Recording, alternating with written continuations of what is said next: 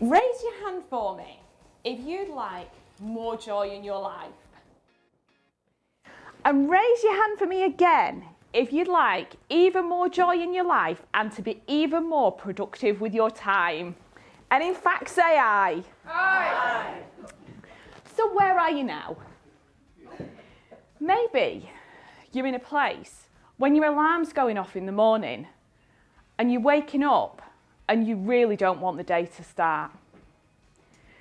You might be doing everything for everyone else, for your team, for your family, and actually you're not getting time to look after yourself at all.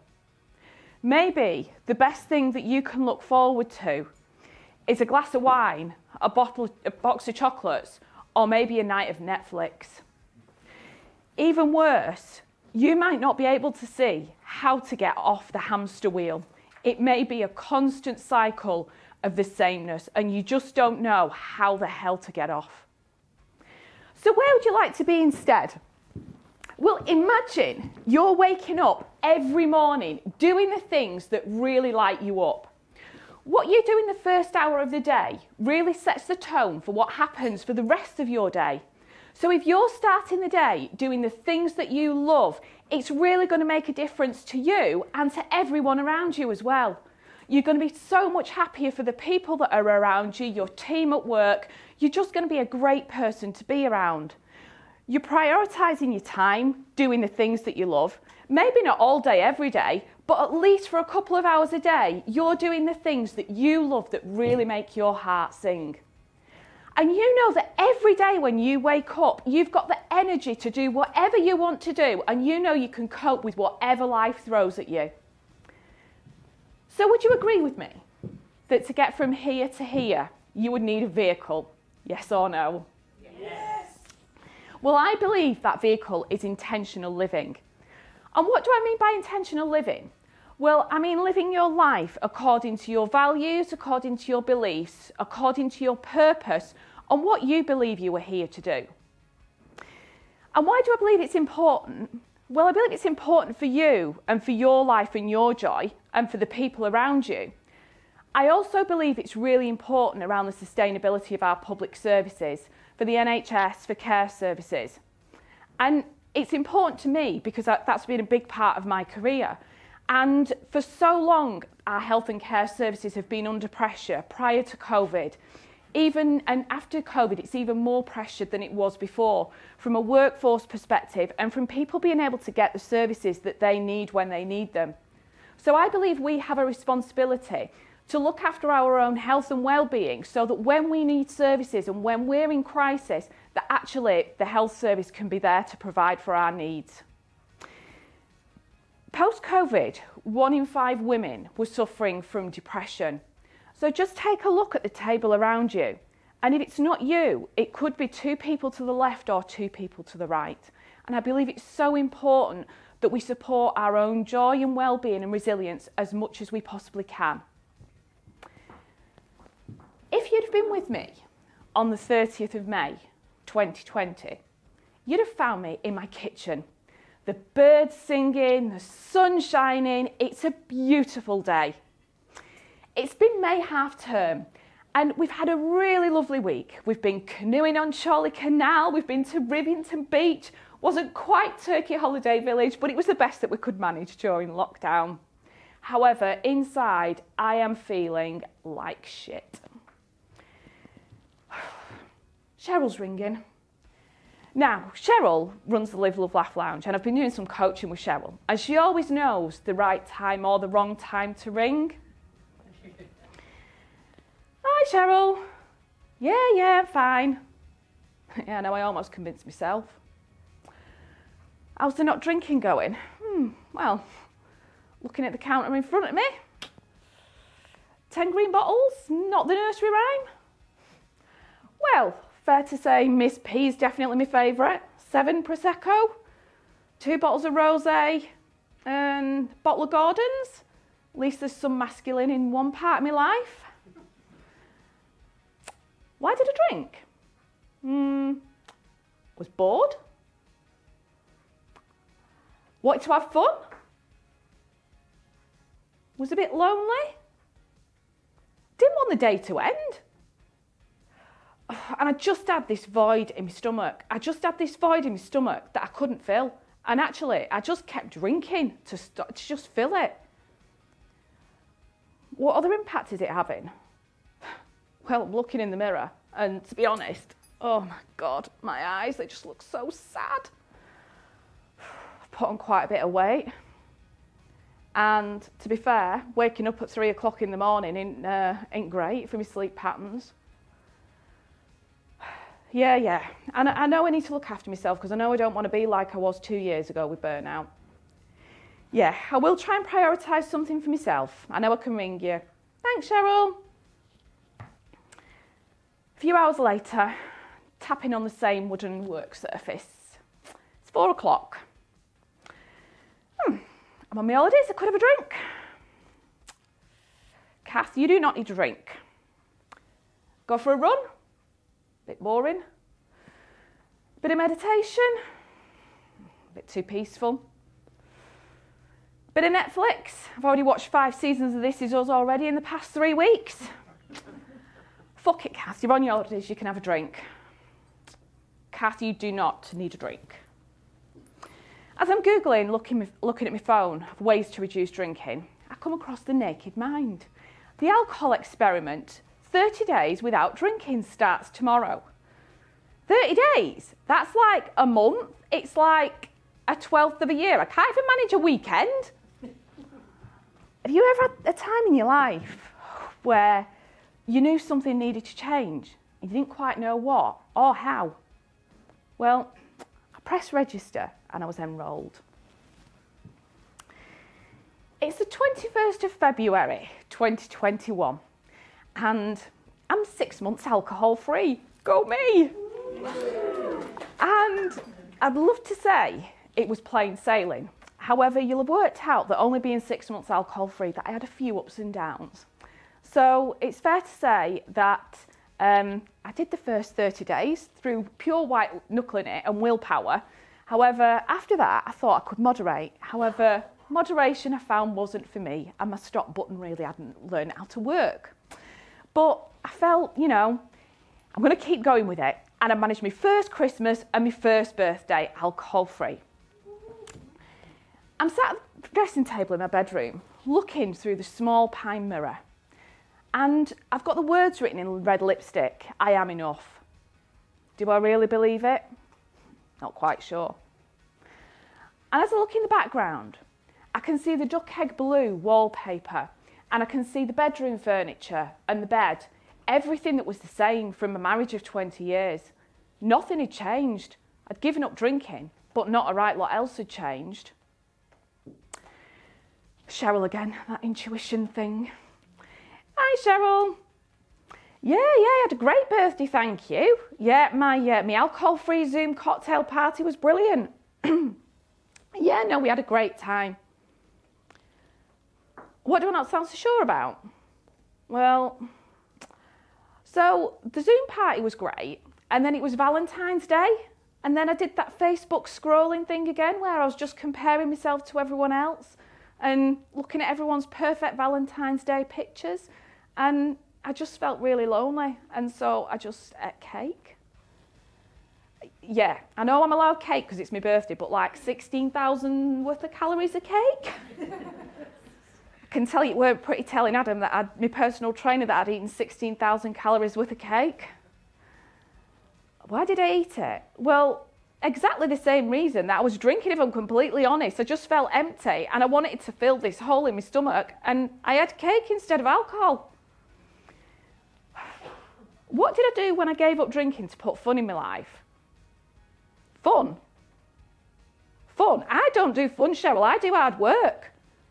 I had my first job when I was 13. I had 2 jobs when I was 16. I've worked hard all my career. I've worked hard quitting alcohol. I worked hard at my marriage. I've worked hard doing exercise. I just work hard. I don't know how to have fun. Think about things I want to do that I enjoy. Have you ever had a question asked and it felt so alien to you that you had no idea where to start? So where am I now? Well, after after another year's worth of experimentation, it's fair to say that I've learned to build new things into my life. So I've learned to try new things, experience new things, and do things, to be honest, that I'd never even dreamed about when I was younger. I was an only child and, I didn't have a lot of dreams and hopes when I was younger, but in this past 12 months, I've learned how to think about what I want my life to look like. And the house I was telling you about, starting to declutter one cupboard at a time, my whole house is now completely transformed. My garden's transformed, my home's transformed, and it doesn't feel like my marital home anymore. It feels like my home, a home for me and my daughter. And I started to exercise a lot more and bring exercise into my life. And fair to say that, I did a 12-week transformation photo shoot, probably got the fake tan a little bit too much that even my daughter was embarrassed. But I tried to build small practices into my life. I started journaling, and the journaling I've now turned into my first book, Finding Joy Within. And as part of that book, I've actually developed a framework called the Joyful Life Liberator, which I'd like to share with you today, if that's okay. So, this is a framework called the Joyful Life Liberator. And like any good family recipe, there's things that you need to put in and take out depending on your needs and your tastes. But I believe there's 5 key components for living a joyful life. The first of these is embrace. And what do I mean by embrace? Well, I mean the connection with yourself. If you don't love yourself, how can you expect others to? So the Crucial Connections Creator helps you to develop connections with yourself to increase your self-love, your self-worth, but also to help your connections and your relationships with others, knowing the things that are triggering you and bringing you into relationships in certain ways. And also to focus on your relationship with the universe as well, with God, whatever that is for you. The second part of the recipe is the awesome attitude approach. And within this is about looking at your mindset. So I think we're all really aware of the things that we put into our body that impacts on our body in terms of nutrition. But actually what we put in our mind is equally as important. And if we don't feed our mind with positive things and positive focus, it can really easily bring us down into overwhelm and into fear and into worry. So with the awesome attitude approach, I teach my joy explorers, my clients, to look at how they focus on the future, on appreciation, on awareness, which is so important about understanding what your emotions are telling you at any point in time. The third part of the recipe is the body needs balancer. And raise your hand for me if you've got a mobile phone, a smartphone. And raise your hand for me again if you know when that's going into the red zone. And I certainly know where my charger is to bring that power back. But do you know what it is that you need to do to bring your energy levels back? And in fact, do you know when they're going into the red zone? So the fourth part of the recipe is the Funky Fiesta formula. And this is about your enjoyment and bringing enjoyment into your life in a really intentional way. As I said, I had no idea how to bring fun into my life, and I had to start by creating a bucket list by borrowing ideas from other people. But every month I started to do something that I really wanted to do and to just experience new things. And so with my clients and the Joy Explorers, we look for fun things to do that we can do separately, we can do together to bring that connection as well, and just really look to bring that enjoyment into lives, because actually if we are stressed, our bodies become rigid and just it holds disease. The fifth part of the Joyful Life Liberator is focusing on engage. And what do I mean by engage? Well, I mean how you engage in your everyday ethics. So the things that you do every single day, because the small things become the really big things. So if you want to focus on running a marathon and that's one of your goals, actually just focus on getting out of the door on day one. Because once you get out the door on day one, and then once you run the first mile and the second mile, actually the end goal becomes achievable. But it's about building those small habits every single day that really keep you well. I believe, well, I know we all have 1,440 minutes every single day. And I believe we've got responsibility to live those minutes of the day as joyfully as we possibly can. And whilst it might seem hard work doing some of the things that I've talked about today, and it can sometimes be. I truly believe that joy lies on the other side of intentionality. I didn't used to think that living a joyful life was for me. I thought living a joyful life was for other people. But I truly believe that God created us all to live joyful lives. So, if you've enjoyed what I've shared with you today, say I've launched my book and is becoming available on sale next week, and also an associated journal with that. And if you're interested in joining our Finding Your Joy Within Facebook community, we're starting to do some activities that are in the Northwest, some face-to-face activities, then please feel free to connect with us on Facebook. And as I've talked a lot about joy today, but what I'd really like to do now is just bring some connection in the room and get us to experience joy together.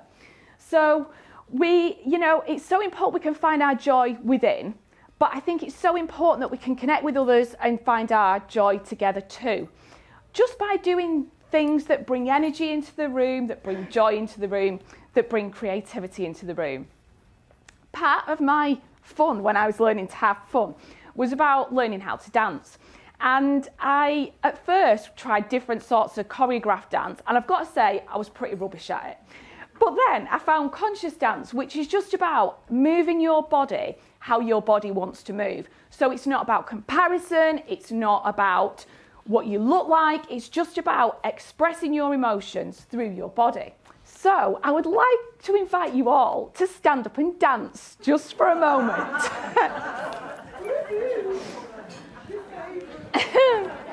And if anybody would like to come and grab a feather boa at the front of the room, you are very welcome. Obviously, just be mindful of people around you. And James's equipment. And I'd like to invite you just to place your hands on your heart, first off. Close your eyes if you feel safe to. And just bring to your mind a really joyful time in your life. Could be something recent. Could be something far away. But just bring that emotion, that joyful time to your life. And just see what you saw. Hear what you heard. And feel what you felt.